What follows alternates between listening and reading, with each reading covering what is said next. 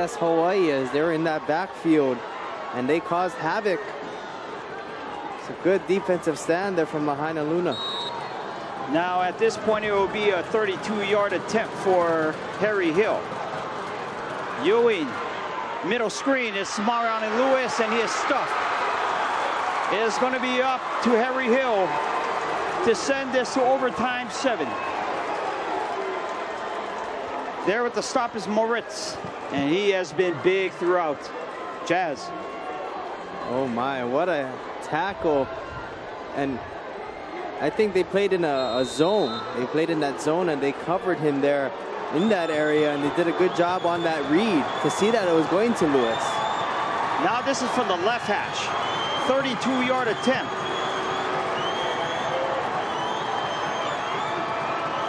Here's a snap. It's down. Kick is up. And it is a no-doubter. We are going to overtime 7.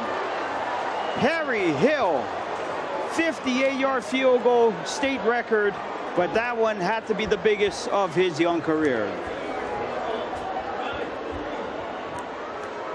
And we're just going to let the replay roll here. We're going to catch a breath here for a sec. The onions, folks. Onions. The press box, like all the press is, they're just in awe.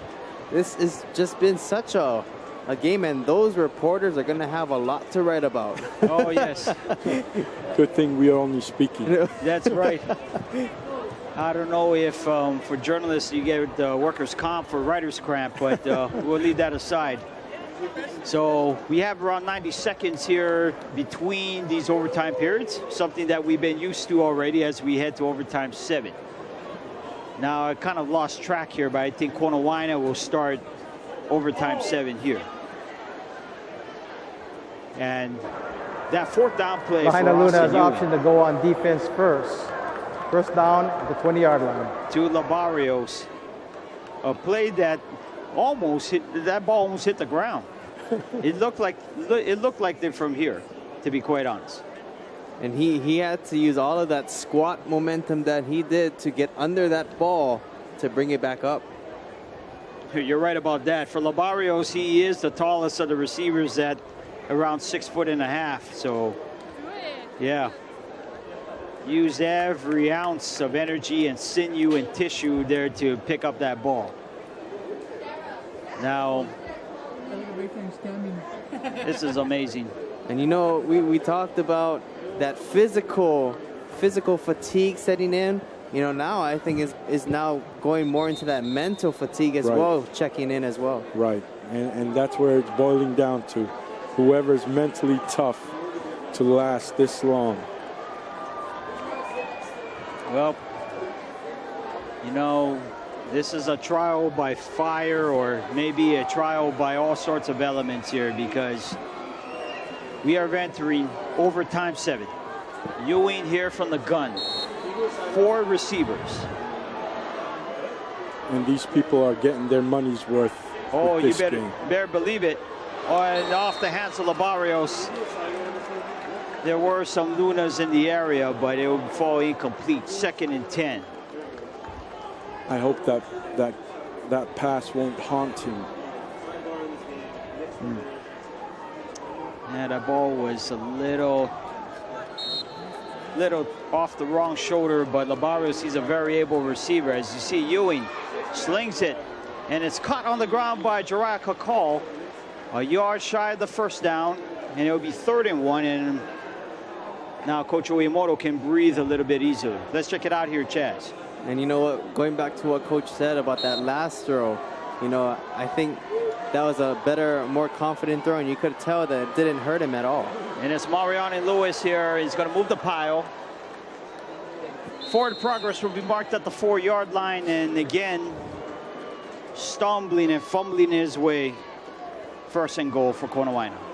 Lewis running over the Luna's defense, and also his own offensive line, who was in the way, is still looking for pay dirt. Ewing here, it'll be Mariani Lewis here. He will be shy. Be shy by a yard. Maybe half a yard here. 2nd and goal here, and there's almost this collective gasp and buzz of exhaustion. Number 9's helmet came off. By rule, he must leave for one play. So Konawaena here just a yard away. Ewing doggedly goes back to the huddle. Now Mariani Lewis lost his helmet, so he would check out here for a play. I believe if you call a timeout, then you could get Mariani Lewis back after the timeout.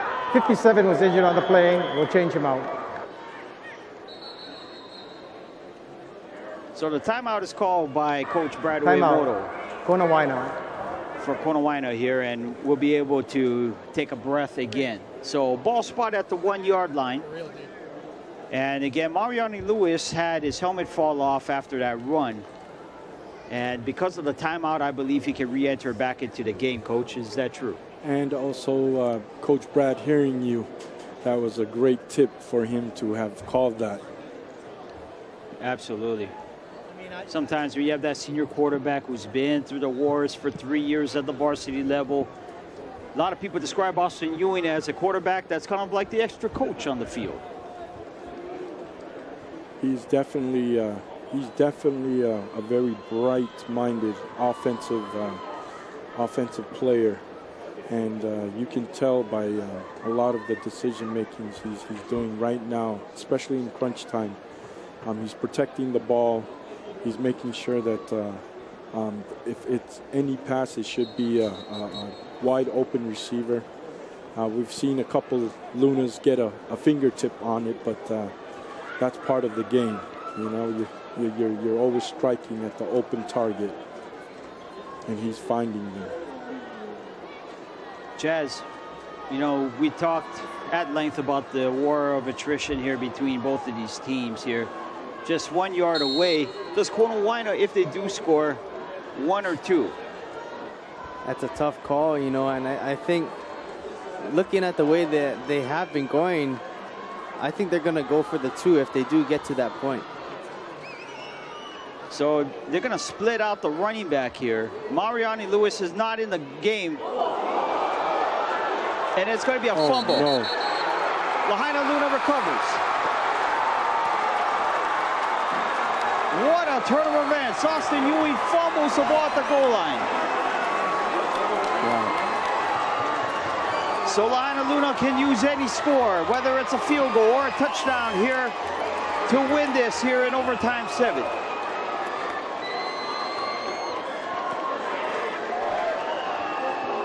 If I'm the Konawaena defense, you hope and pray that they don't protect the ball as you're tackling them during this series. A key moment of the game here. Again, Chauncey Mariani Lewis was not in on that play. Perhaps because of that helmet falling off the play previous. Perhaps. And you know, before they came out of that timeout, I saw them on the side. They were practicing their snap from Avery Blanco. They were practicing that under the center snap. Well, Lahainaluna here, they need to play mistake-free football here in order to repeat. There's Tejada. And Tejada just going to run up the middle here. Keep in mind, Pablo Rico, this is well within his range here. I'm sure the Lunas is gonna still take a strike at the end zone before having to resort to that. Absolutely. Again, to go out of the quick huddle here. It's going to be Tejada from the Wildcat. Tejada bounces off a tackle or two, and he's going to be very close to the first down. Actually, they shouldn't be giving him the first down. It would be 1st and goal.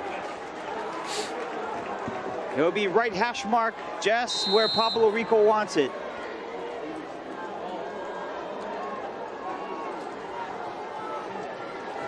Konawaena here. You see their 11. Pretty much the same 11 here.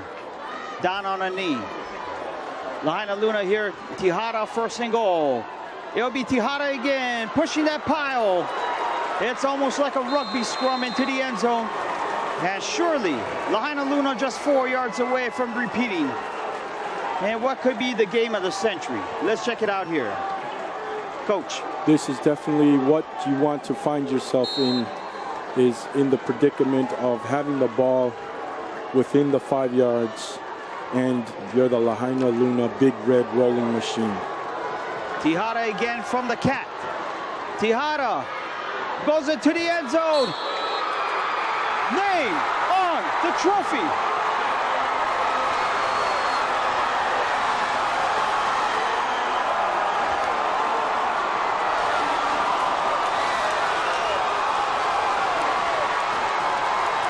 The Big Red machine had just enough oil in the machine, and they drove this one past the goal line 75-69.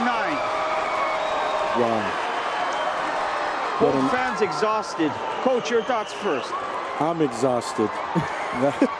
that game right there just literally had definitely hindered a lot of these players mentally, except for the Lahainaluna offense, because they came out on top. Jazz, your thoughts here. Big congratulations to Konawaena for what they've been able to do. The players and the coaching staff, everybody that has been involved with that program, able to get them here. They have an excellent and phenomenal season. Also to the fans. And for Lahainaluna, congratulations. You guys are the 2017 Division II state champs. Coach Tejada, the head coach. And again, for Tejada, the running back here, remember, it's the third generation Tejadas that have played for Lahainaluna. The third generation Tejadas again to hoist the trophy. A repeat champions of Lahainaluna, 75-69. Well, we're going to end it right here, folks. Test. Again, Test. much thanks here to our Jumbotron crew, who has went through all 7 overtimes with us.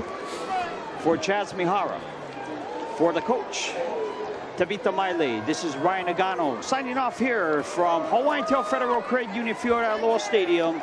Again, congratulations to the Lahainaluna Lunas, repeat champions here in Division II.